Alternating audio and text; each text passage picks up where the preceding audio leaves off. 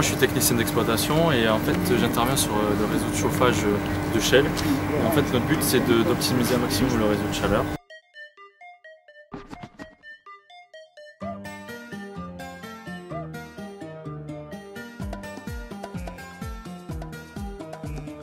Quel niveau d'études avez-vous? Là l'année dernière en octobre 2013 j'ai fini ma licence professionnelle en gestion et maintenance d'installations énergétiques. C'est plutôt des métiers d'électronicien que de technicien chauffagiste à serrer des boulons. On est plutôt dans les nouvelles technologies, même si on l'applique à des métiers techniques.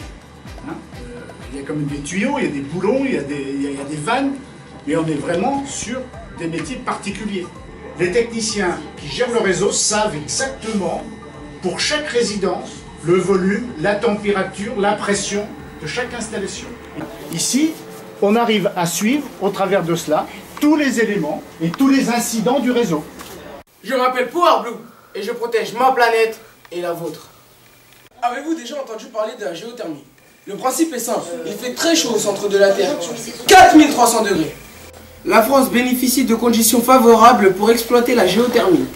Dans la région parisienne, le bassin aquifère s'appelle le Dogger.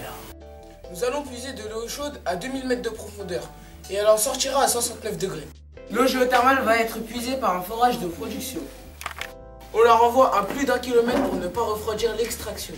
Le cycle géothermal est un circuit fermé. La géothermie, comme le solaire et l'éolien, est une énergie renouvelable. La géothermie n'engendre ni nuisance ni pollution atmosphérique. C'est à partir des années 70 que l'on a commencé à utiliser cette énergie. Est-ce que la géothermie est-elle une ressource limitée ou illimitée? Dans notre cas de ce réservoir, c'est une ressource illimitée si on respecte un certain nombre de règles de puisage et de réinjection. Il faut savoir qu'en un demi-siècle, on a perdu en Île-de-France qu'un demi-degré. Ce qu'on peut préciser ici, c'est que le puits producteur et le puits injecteur, il y a une distance de 5 mètres entre les deux, sachant que l'eau qu'on prélève est située à plus de 1500 mètres. Un échangeur permet de transmettre la chaleur à l'eau utilisée dans un circuit de distribution. Cela permettra de chauffer les piscines, gymnases et bâtiments collectifs.